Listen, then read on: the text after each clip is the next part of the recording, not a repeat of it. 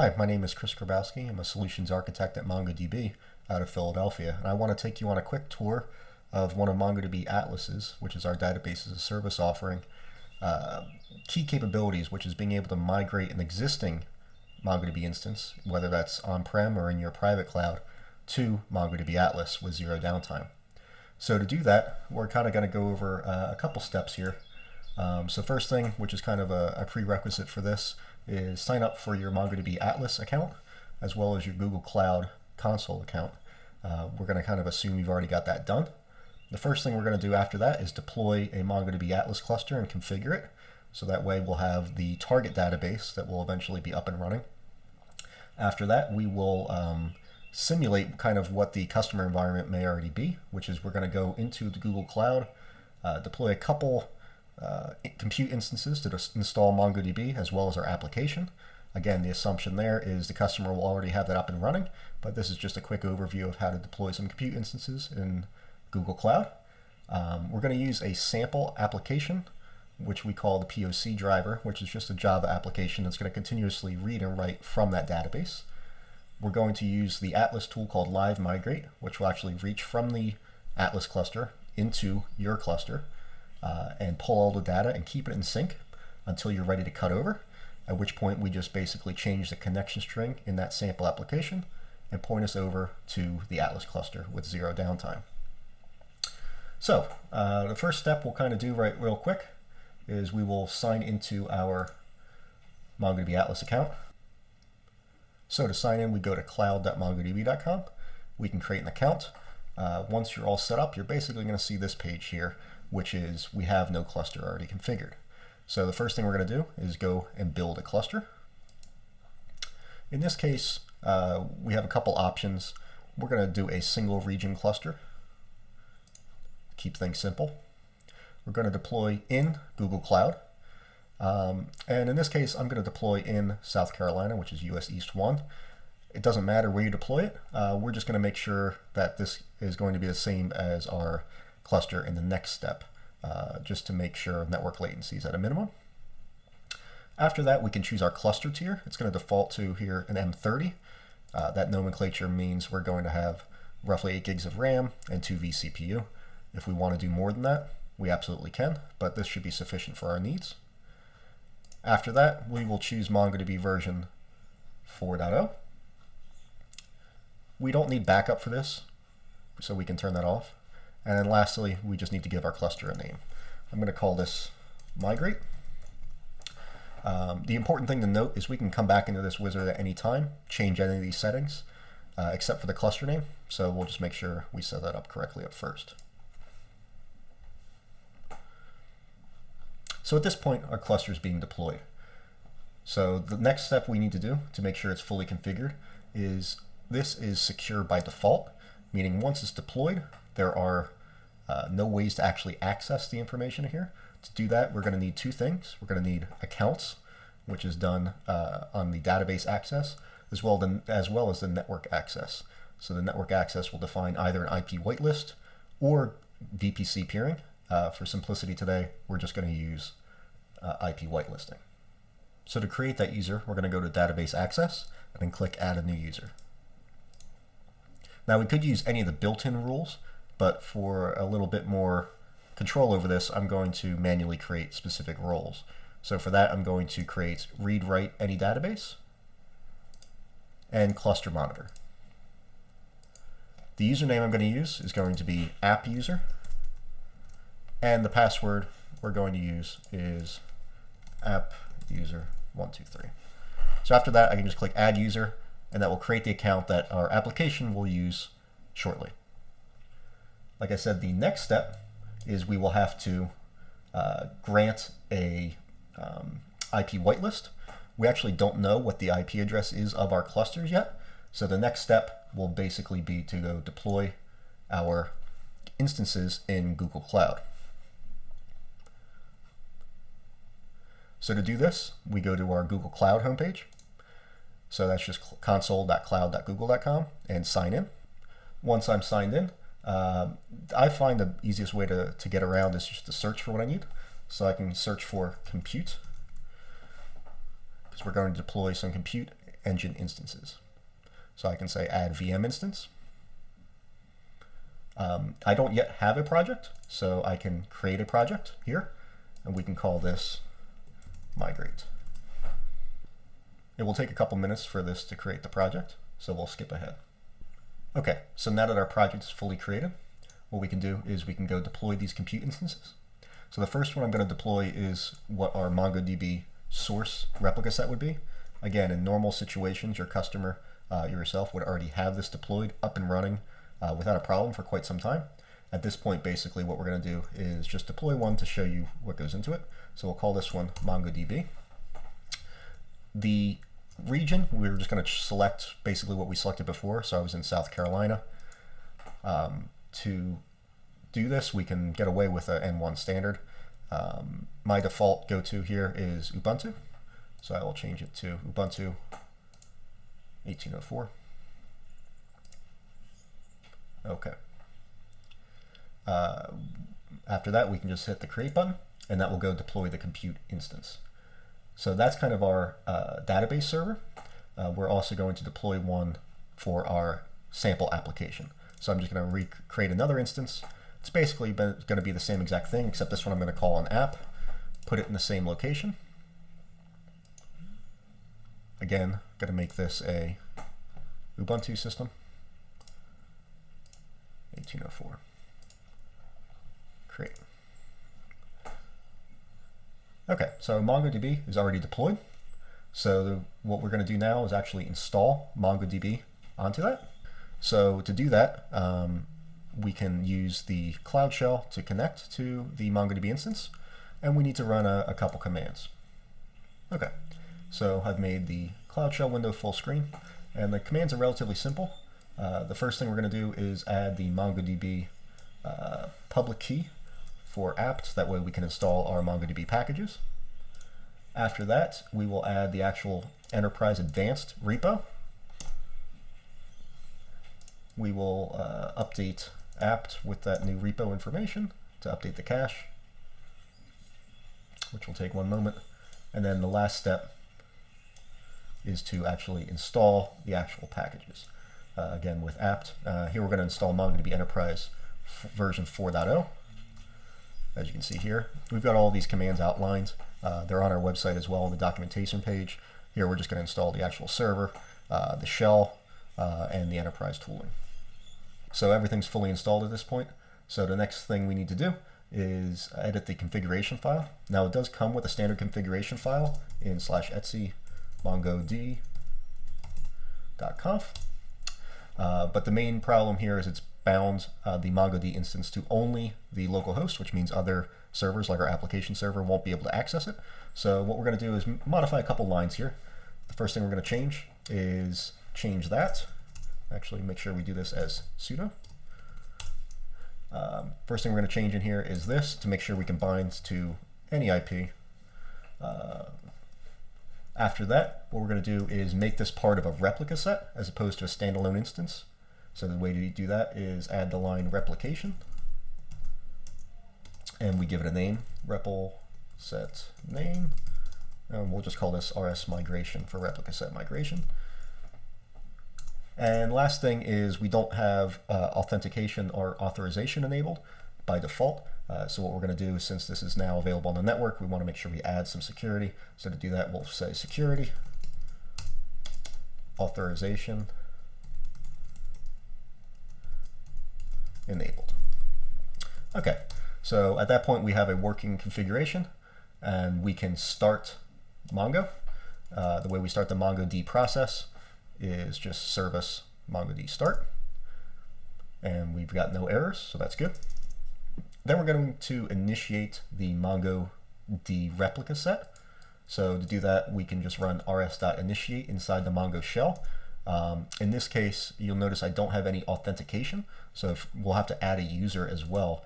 The reason I'm allowed to get around this without this is we have something called the local host exception, which means if I'm logged in on the local host, I can create my first user from here.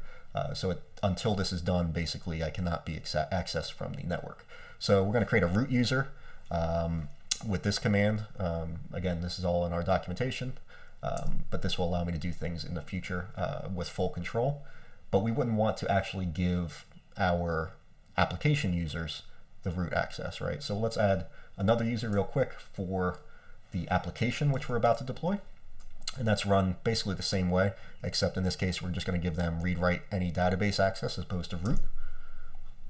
And we'll also add one more user for the live migrate. So this is the user that MongoDB Atlas will reach into this cluster with and get all of the data and migrate it to the cloud.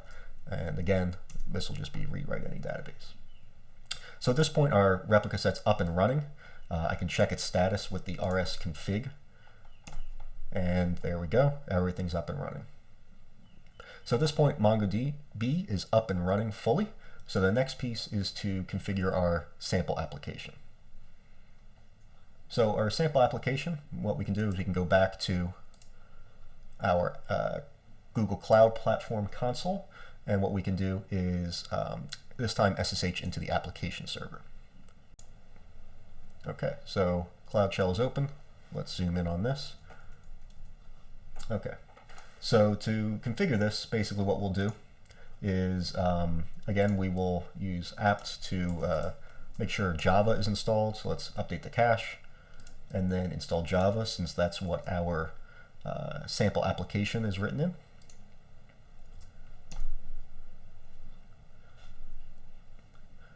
Our sample application that we're going to use is actually called the POC driver.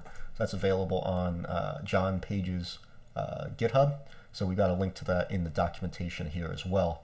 What's nice about this is it's got sample workloads to do basically sample reads, sample writes, etc. So we don't have to simulate or write an application. This will do everything we need. So since it's already pre-built, we can just do wget download the jar file, and now we have that locally. So the first thing we want to do is point this sample application, the POC driver, at the cluster that we just created a moment ago. So to do that, what we're going to do is we can run the command java-jar, point to the POC driver. The connection string is basically how we're going to connect and define the URL or the URI to that server. So in that case, it's going to be MongoDB :// our user. The user we created a moment ago on that last screen was called app user. The password was app user 123. And now we need the IP address of that server. So again, we can get that from the console here. And in that case, here it is. So let's copy, paste that in so we don't make a mistake. Everything after this is basically just parameters to the sample application. It's not really relevant. You can read the documentation there, but basically it's how, what style documents it's going to be writing to the database, how often, how big, those sort of things. So we're just going to go with the settings. Again, that's in our documentation. We're going to create basically one thread, and it's going to start writing that to the database, and it's going to run for 60 seconds since I've set the duration to 60. That's what the -d flag is. So we'll let that run for a moment. While that's running, let's go back to the console, open back up our Cloud Shell instance to MongoDB. And here we can kind of check on what it's doing. So again, let's make this full screen, zoom in some. And what we can do is we can run a command called dbstats. So that will tell us basically how much data is inside the database. So to do that, we can run db.stats 1024. It's going to give us that answer in kilobytes. So you can see it did create the POC DB, which is new. That was not in our system. So that's, we know our application is writing to this database.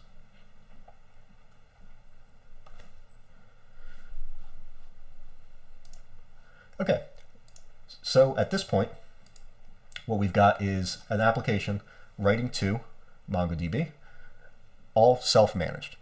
So the next piece is what we want to do is migrate this to MongoDB Atlas. What we can do is we can go back to the fully deployed Atlas cluster we created earlier. You can see it's fully deployed at this point. So what we can do is we can say edit with the ... and then migrate data to this cluster. So it's going to give you a little bit more information of what we're expecting. Say I'm ready to migrate. And here's a couple things it's going to expect. So we're going to need to leave this tab open because these are some addresses. We need to make sure that we're going to allow the VPC that we've got those 2 instances deployed in are allowed to communicate. So that's going to allow us to have MongoDB Atlas reach into those clusters. So we're going to leave this open, go back to our compute instances, and make that firewall rule exception. So again, to do that, I like to search, type for firewall, and here we're going to say VPC network firewall rules. We're going to create a new firewall rule. We'll call this live migrate. The direction is going to be ingress of traffic. We're going to allow. We're going to say all instances on this network rather than trying to define them. And the port that MongoDB operates on is 27017. Okay. After that, now we need to say which IP addresses are allowed to run with this rule, which is going to be all 4 of these.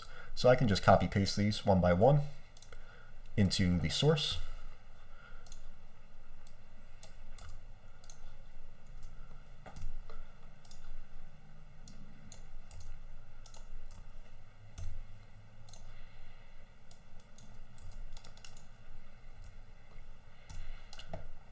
And then we can hit save or create. So what we've done now is we've allowed the MongoDB Atlas the ability to reach into this cluster, which is exactly what we need to do to live migrate. So let's go back to our compute instances.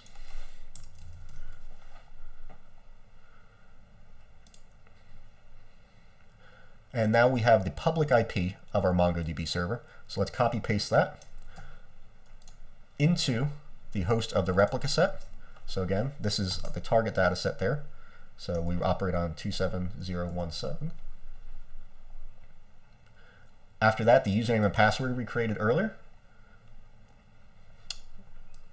was the live migrate user.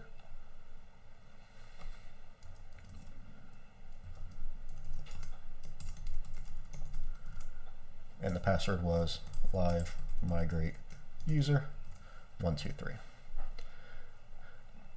We do not have SSL enabled on that cluster, and we don't need to delete anything on this cluster in Atlas. So after that, we click the validate button, at which point MongoDB Atlas will make sure that everything we typed in was good, and then we can hit start migration. So what it's going to do now is actually reach into that cluster, start pulling all the data here, and then make sure everything's in sync. So that's the biggest thing, is as data continues to be written to that cluster, that data will automatically be pulled into Atlas. So at that point, anytime we want to make any changes, all we have to do is change the connection string for the application, and it will start targeting Atlas instead of the local compute instances. So while that's migrating, the next thing we can do is prepare to cut over our application. So to do that, let's go back to our compute. We've got our IP address of here, which is our application server. We now need to, again, because Atlas is secure by default, we need to make sure that we allow that server to communicate to Atlas. And that's done via the network access tab. So here we can say add IP address, specify just that IP address there, and confirm. So at that point, now our cloud server in Google Cloud can communicate with this server here. So what we're going to do is wait a couple minutes until this migration is complete. So back within the Atlas portal, you can see everything's ready to go. So what we can do is we can say prepare to cut over. And at this point, it's going to give us our connection string that we're going to need in a moment. So let's copy that to the clipboard. And that's how we're going to point over our application shortly. So we can say cut over.